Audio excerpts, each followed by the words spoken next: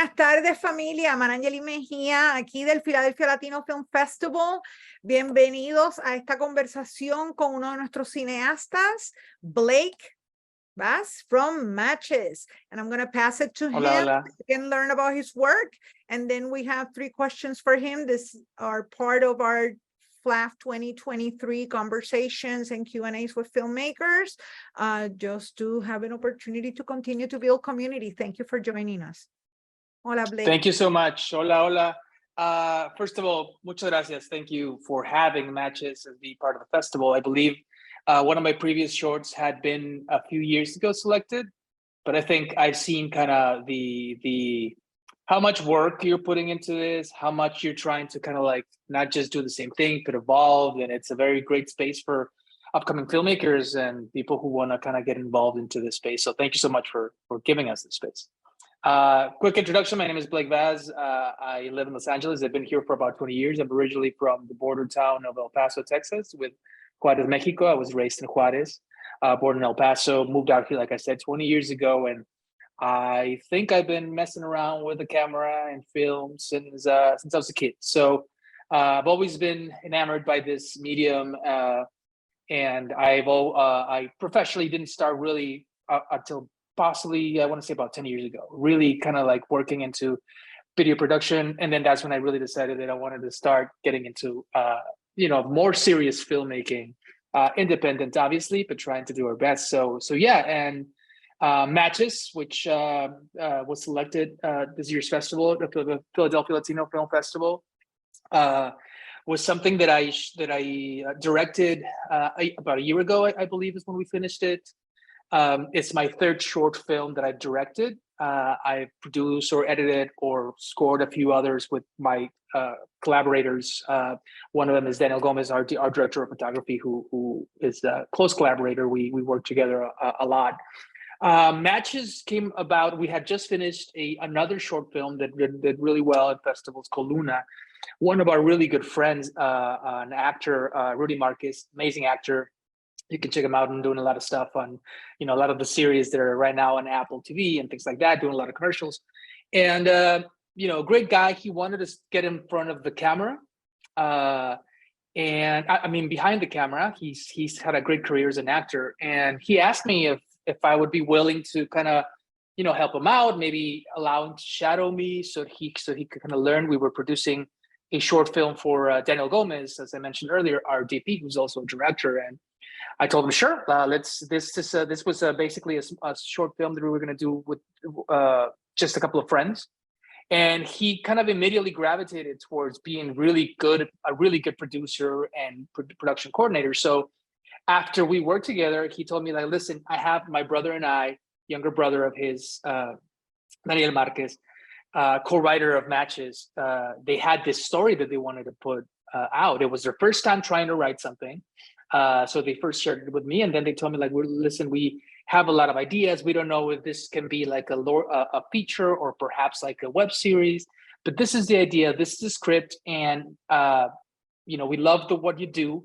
We'll love if you guys can help us kind of get this off the ground. We don't feel comfortable directing, but perhaps you can come on board, and Daniel can be our DP. So basically, this was very grassroots, like through our connections. I mean, if we could truly put a number on how much Matches would have cost, I think it would have cost a lot if because of our resources, but everything was through friends. Everything was like trying to help each other out. We're trying to build a community of filmmakers here in LA. Most of us are Latino, but minorities. And there's a lot of talented people in LA. And so the only way to really put your foot forward and kind of make noise is to create your own mini community and then start empowering each other. And so that's what we've been doing. And that's how kind of Matches came about. It's very grassroots. It was super fun because we were all understanding that there wasn't this pressure of like, listen, we're spending all this money or whatever. It's like, let's make the best we can do. And obviously I really connected to the story when I first read it. And one of the first things that I told Rudy and Daniel is like, listen, I love this. I'm not an actor, but I think that as a director, it's important to understand the sensibilities of actors. And it's like, would you mind if I played one of the roles in the movie? And that was great because I also got to see, as a director, Rudy's process as an actor and how he builds his characters and creates these backstories that is extremely important for directors to know and appreciate. Obviously, each actor has different methods, but this was very important. So we worked together on creating these characters because his character and mine were very close in the movie. These were two kind of we would say criminals that basically are victims of their circumstances. They grew up in a certain environment, like we see a lot with people who unfortunately with less means are kind of like pushed to the corner of our societies, and the only thing that you can do is sometimes, unfortunately, is get involved into sketchy stuff and bad stuff, right? So we kind of wanted to explore that, even though you don't see that in the short. It's 15 minutes, so you're not going to see that, but I thought it was important, and so it was amazing. And so I think what was challenging for me, like I said, in terms of producing it, it was all a community affair. It was a process of working together. My wife helped. Daniel's girlfriend helped. We were all producers. We were all wearing multiple hats. And so we've done that in the past, and that was amazing, and that was really fun. But what was challenging for me was trying to direct and act at the same time. In some of my other shorts, I had done cameos, but it's 10 seconds in camera. This one, I'm one of the main characters, and so I found it would be a great challenge for me to grow as a filmmaker. Again, I have no. I mean, it would be great if I can do it again, but that's not my goal. My goal was to act so that I can understand actors better, and that was challenging. That was challenging to get to learn that and understand how you're trying to put different hats and basically put yourself in a separate mentality from being the director to being the actor. But thankfully, we had a great team. Again, when I was in front of the camera, Daniel Gomez, my director of photography, I trust him with, he understands my creative vision and vice versa. So I knew that if I was in front of the camera and perhaps there was something that I was missing as a director, he would catch it. So that was great. That was probably the most challenging. Obviously, in terms of everything else, it was great. It was a collaborative process. We were able to, do everything together. The music was also composed by myself and my partner who does all the music with me and produces it and records it. Julio Cervantes, he's amazing. We actually, in a separate festival, we won best soundtrack.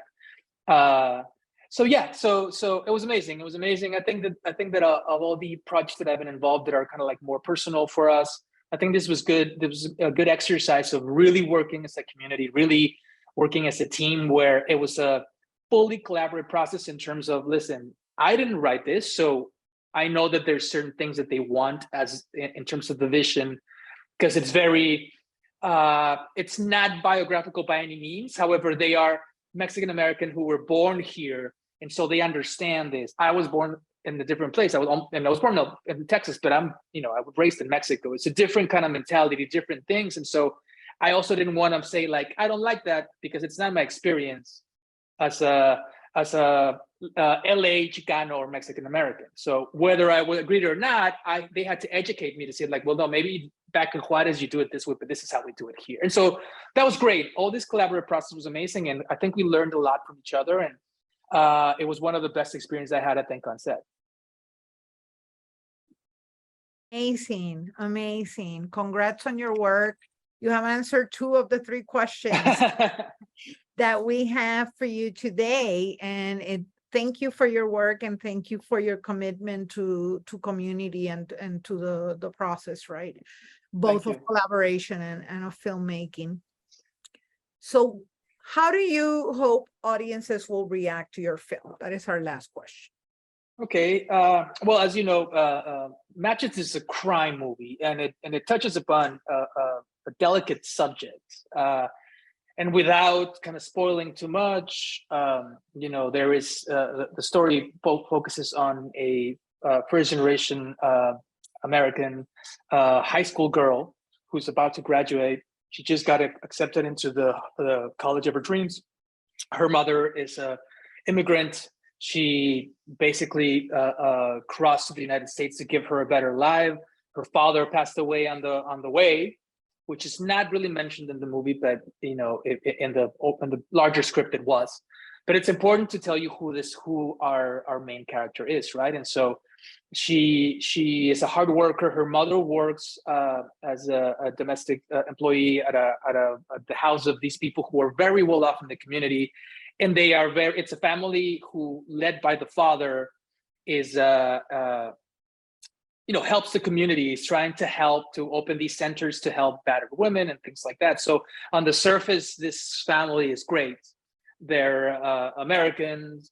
They're involved politically in many things, but at first glance, it seems like it's like he's a really good guy. So he actually helps her with a letter of recommendation. So in this during the process, they basically treat her like family, right?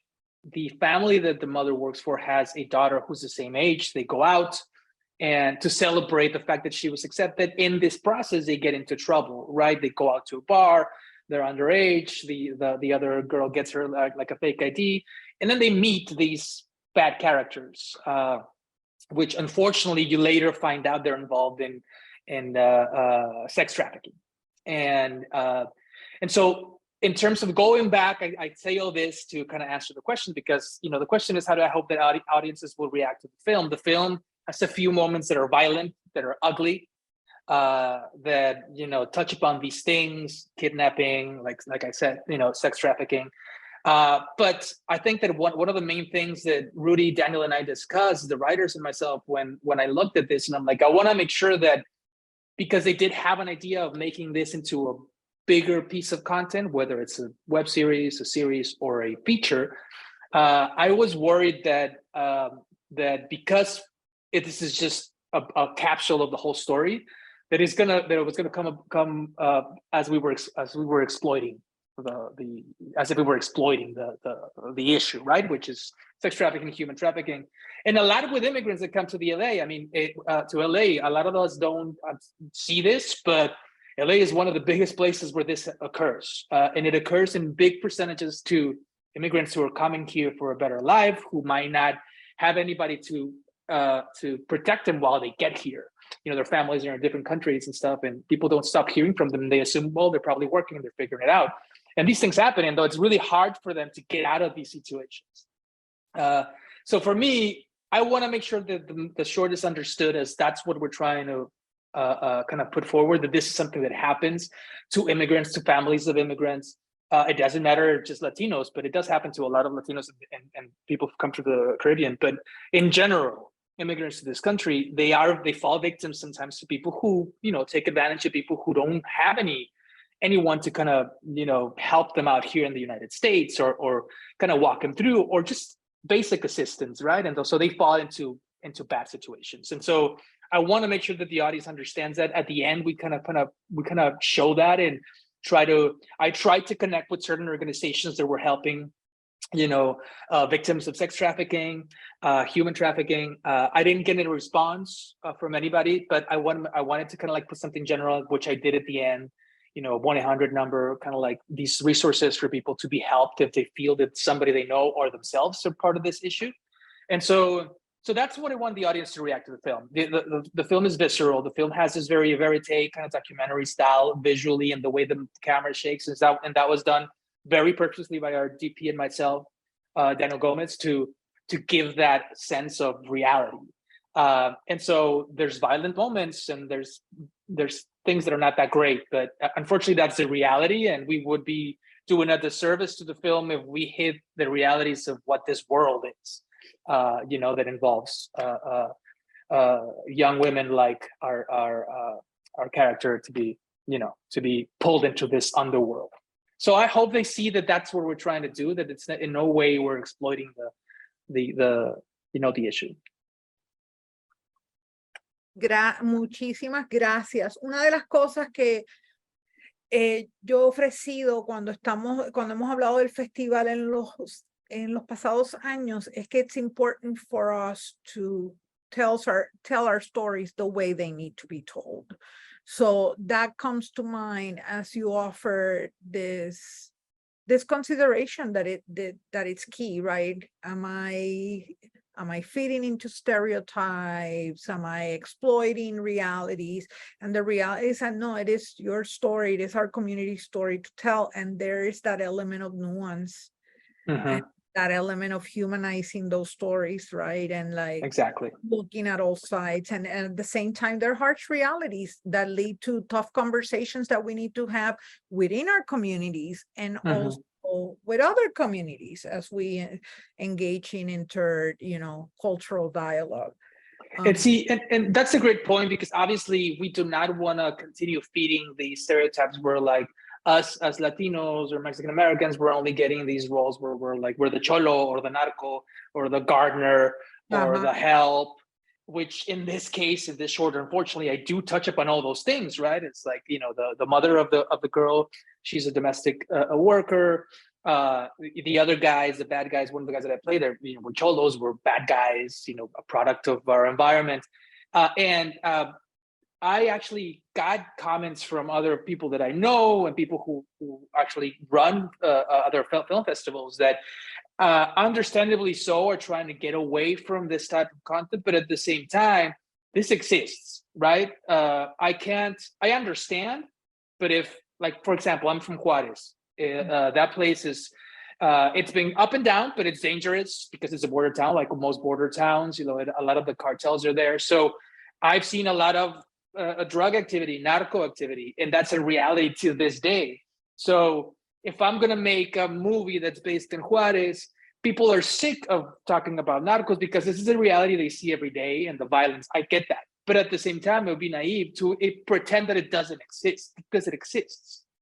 Now, it would be bad if we exploit it, but it's not about exploitation. This is what happened. And if you're telling, like, to your point, a community story, it's part of it, right? And so in this case, for matches, going back to that, is, this is a reality. Of course, we want to make sure that we are showing our people in many different ways, because we're not just one thing, we're everything, right? Like everybody else, we can be everything else. But I'm not only going to make movies where the Latino main character is, educated, rich, traveling, talented guy. Sorry about that. Let me. Hey, ahora digo yo, it's part of it.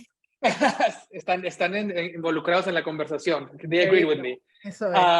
Bruce, come here. Bruce and Nina, other names. But yeah, so it would be naive to just not ever make a movie about that, where there's like a Latino guy who's a gardener, and we're hiding from it. Exactly. You can't do that. It's a reality. And so I understand the thing about stereotypes and only putting or showing us as Latinos as one thing and only like that. I get that. But there's still stories to be told, because we still exist. Not all of us are rich. Not all of us are like, working. Some of us do have to work as gardeners. Some of us do have to do this and provide for our families. And that doesn't mean that, is it a stereotype? Yes, it is a stereotype if it's put forward in a negative way. But at the end of the day, as Latinos, as Mexicanos, as Mexican Americans, we're hard workers. We're here to, try to provide for our families, and, kind of like put our head down and make and give our families what we can, right? Y somos diverse as a community. Y somos diversos. Not a monolith. We're not, so that includes everything that you can think of. I remember moving here in the late 80s, and people will ask me what a Puerto Rican looked like, because they couldn't, like, the diversity of looks and skin colors and this, and they will ask me, like, what does a Puerto Rican look like? And I will just go like, like everybody else. Anybody could be, like, anybody. Yes. Like, and I think, we talk a lot about diversity, but then at some point we have to, like, again, the uncomfortable conversations that are necessary, conversations that are critical for us to self-actualize and to grow and to build community together. 100%. And in terms, and I just wanted to add to that, it's like, coming from where I come from and working, been lucky to work with people, amazing people from all over the world. Some of my closest friends are from Puerto Rico, and one of my friends says that she's blonde, and people sometimes, it's like the other side of the coin. It's like, you're not Latina, like you're not, like whoa, like, for example, in Mexico, where I come from, my first cousin, my mom and his mom look exactly alike, and he's like 6'3", blonde. He looks nothing like me. But that doesn't mean that, but we're blood related. So it's like, we're so diverse that for people to say like, you don't look Mexican, or they told me this, you don't talk like Mexican en español, cuando hablan español. Le digo, well, how do we speak? How am I supposed to speak? Correcto. Like, we're diverse. We come from very different, the slang, the words we use, the vernacular is completely different. And so that doesn't make me less or more Latino or less Mexican or more Mexican. So that's a big point. And those are things that we need to explore, going back to the stereotypes. We have to continue to tell the stories as long as they're done respectfully. I see no problem to continue to tell stories of people who have different life experiences, not just all the positivity, all the glamour, all the whatever. Well, this is all the unpacking and all the deeper dives. Exactly. Right? That we talk about. And it's part of our self-love. Exactly. Embracing who we are. Who we are. And with all of our imperfections and nuestras idiosincrasias y todas las cosas que make us who we are. And accept and embracing that beauty. We have to, and it's like, you know, for me, I just want to finish this with that because it's a big thing. It's been a big thing that, especially for Mexicans, we can be very racist. We can be very classist. You know, where I come from, it's like I just mentioned you the example of my family. My wife, Violeta, was also a producer in the film, and she's in the background as well in a few scenes. She is also very light skinned. She has hazel eyes. She is what we would call white, and blonde, right? Or güera, como decimos allá. She's from Juarez. She grew up there just like me. We talk exactly the same. We grew up. We have the same life experiences. And so, but people don't understand that it's one or the other. Obviously, I do want to point out that we can be very racist. We can be very Mexicans. And that's not, it's something that we also have to kind of look at in terms of not just how you look, but in terms of how you act, how you look at somebody and make a decision of who they are, right? And so that's important. That's actually, before we finish this, our team is collaborating on our new film, which will be an anthology. It's called Frutero. And it's based on a fruit vendor in the streets. I don't know, here in LA, they've been in Southern California. There's been a string of attacks. They attack them, they break their cards, they rob them. It's bad. There is a few people who are activists here locally who are doing a great job helping them. And I also want to, the story is not just about that, but that happens, right? The person, the frutero, gets attacked. And this, you know, it's basically the center of everything else that happens in the anthology. But I also want to do the same thing with matches. I wanted to make sure that this is not something that I'm exploiting, but it is a way for me to educate other people that might not be aware of this, that might not be Latino or Mexican American or in LA. But I'm not doing it in a way where I'm like preaching, because I'm not an activist and I don't consider myself an activist, but I will do whatever I can to educate people, to see what we're doing wrong and to try to be better, right? So in this movie, it's not a social justice movie. It's a horror movie, but it's going to touch upon that, and different audiences are going to be able to connect with that moment, even if it's not a preachy movie about it. No. Me encanta que lo estás explorando. Felicitaciones. Me Gracias. encanta que lo están explorando with genre. You need to connect with the folks of Café con Negro con genre, Leslie Rivera and Eunice Levi, that have conversations. There's some episodes on our YouTube channel, and they connected through PHLAFF, and we have been collaborating on this, and they've been doing this podcast and having conversations with filmmakers, and both exploring, you know, the genre space. And as you said, it's not a social justice film. Sometimes, that sometimes they try to label it as social justice, and it's less than one that it's not, and really like gets there. That's one piece. And the other part is that, mijo, sigue and do you, and when it comes to the colorism on both ends. On both ends, yeah. Sí, absolutamente. Yo recuerdo tener conversaciones con mi mamá, decirle, no, mamá, nadie aquí es blanco. But when we talk about decolonizing our minds, it goes deeper, because we have drank this Kool-Aid and been in a space that it's all white supremacist.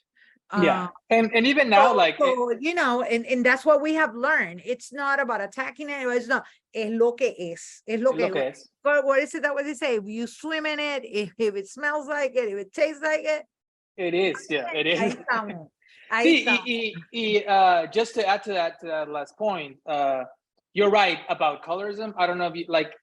I don't feel comfortable with this, but it's something we should talk about now. When in job applications or whatever, you have to put like Hispanic or Latino. It's not a race, so I have to put that I'm Hispanic, Latino, and white, and I don't consider myself white. Mark other, and I put equal. Let them figure it out. Exactly. You know what I mean? Let them figure it out, and whenever, and humbly but respectfully, I refer myself as a light-skinned Boricua. There you go. Yeah. Because we're all a mix.